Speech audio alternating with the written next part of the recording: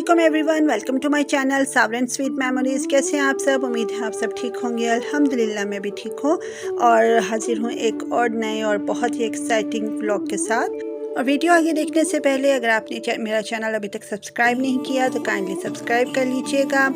आज है संडे और बच्चों ने नाना बुनानों के साथ आज उकाड़ा जाने का प्रोग्राम बनाया है। एक्चुअली मेरे अम्मी अब्बू को वहाँ पर कोई काम था, ज़रूरी काम से जाना था, तो हम लोगों ने भी उनके साथ जाने का प्रोग्राम बना लिया।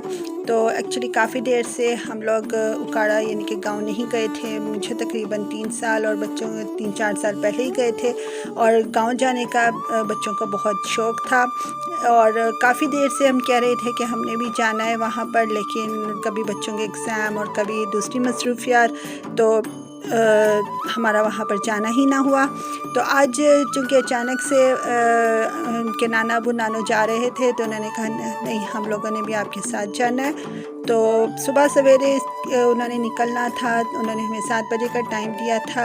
और स्कूल के दिनों में बच्चे तो सुबह जल्दी उठ जाते, लेकिन छुट्टी के दिन उठना बहुत मुश्किल हो जाता है।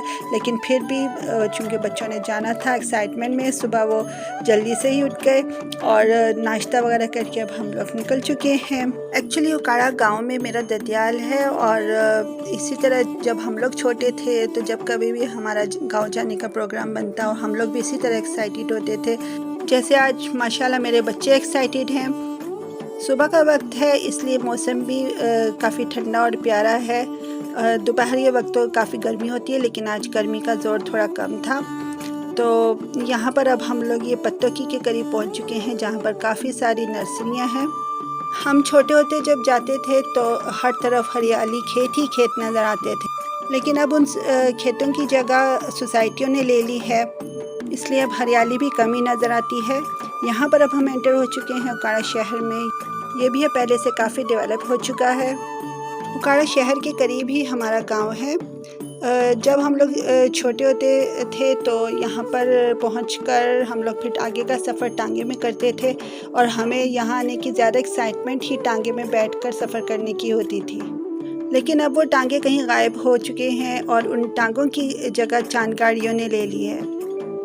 यहाँ पर अब हम गांव में एंटर हो चुके हैं और अम्मी अब्बू हमारे बचपन की यादें ताज़ा करते हुए बच्चों को बता रहे थे कि आपकी मामा वगैरह भी छोटे होते इसी तरह एक्साइटेड होते थे जिस तरह आज आप हो रहे हो। और गांव का ये हरा भरा मंजर माशाल्लाह बहुत ही प्यारा लग रहा था।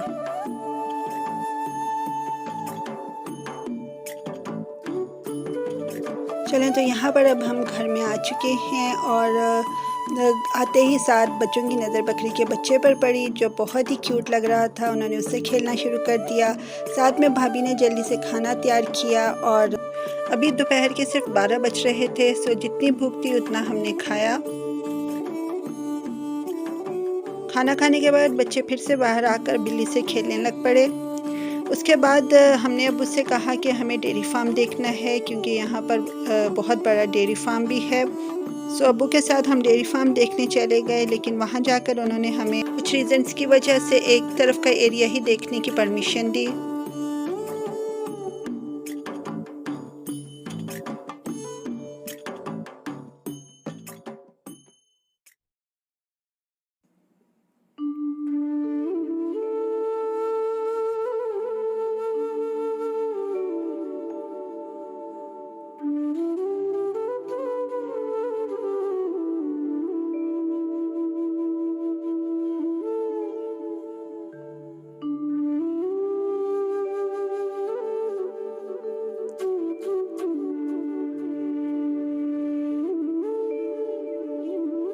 डेयरी फार्म से वापसी पर बच्चों की फरमाइश पर अब्बू हमें अपने खेत दिखाने के लिए ले गए और उन्होंने बच्चों को बताया कि ये गंदम के खेत हैं और कुछ एरिया पर मकई बोई गई है और इंशाल्लाह अगले माह तक गंदम की बालियाँ पूरी तरह से पक जाएंगी और गंदम की कटाइयाँ भी शुरू हो जाएंगी। इस वक्त दोपहर के 2 बज रहे थे, लेकिन तेज़ हवा की वजह से गर्मी बिल्कुल भी महसूस नहीं हो रही थी और मौसम बहुत ही प्यारा लग रहा था, जिसकी वजह से बच्चों ने यहाँ पर कुछ देर बहुत इंजॉय किया, तस्वीरें वगैरह लीं और फिर हैंडपम्प के ठंडे पानी से हाथ मुँह धोए और वहाँ से वापसी का रास्ता लिया। वापसी पर अभी हमें 1-2 जगह और जाना था, इसलिए वहाँ से हम जल्दी निकल आए। अम्मी चूँकि घर पर ही रुक गई थीं, इसलिए उन्हें वहाँ से पिक करके फिर हम शहर की तरफ वापस जाएंगे।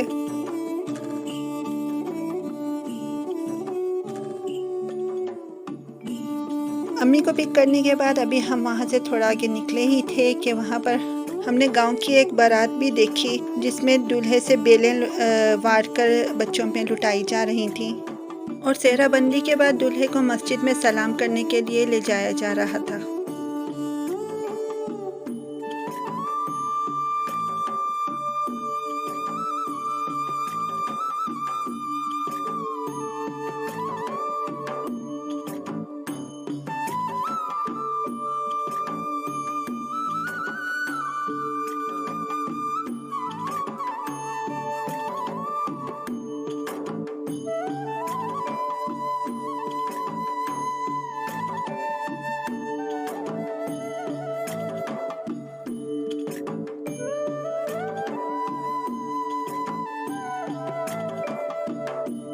और गांव की शादी का ये मंज़र भी हम पहली बार ही देख रहे थे, जिसे हमने काफ़ी इंजॉय किया और 1-2 जगह जहां हमें काम था वहां पर गए और फिर वापसी का सफ़र शुरू किया। थोड़ा सा सफ़र तय करने के बाद गाड़ी में पेट्रोल भरवाने के लिए एक पेट्रोल पंप पे गाड़ी रोकी और पेट्रोल वगैरह भरवाया। सामने टक शॉप नज़र आई तो कुछ रिफ़्रेशमेंट का भी मूड बन गया। तो चाय की तलब थी, क्योंकि आज सुबह की चाय नहीं पी थी, इसलिए वहाँ से हमने चाय और कॉफ़ी ली, साथ कुछ रिफ़्रेशमेंट के लिए लेकर खाया और फिर से वापसी का सफ़र शुरू किया। यहाँ पर अब हम टोल प्लाज़ा क्रॉस कर रहे थे और कुछ दूर आगे ही पत्तों की जैसे ही हमने क्रॉस किया तो आगे बदतरीन ट्रैफिक जैम का सामना करना पड़ा। और ट्रैफिक जैम की रीज़न क्या थी किसी को भी मालूम ना था। कोई कह रहा था कि शायद आगे कंस्ट्रक्शन का काम हो रहा है, इस वजह से रास्ता बंद है, पर सही रीज़न किसी को भी मालूम ना था। और 3 घंटे के वहाँ पर ट्रैफिक जैम में फंसे रहने के बाद वहाँ के मुकामी लोगों ने फिर कुछ गाड़ियों को साइड से रास्ता बताया और वहाँ से हम लोग निकले।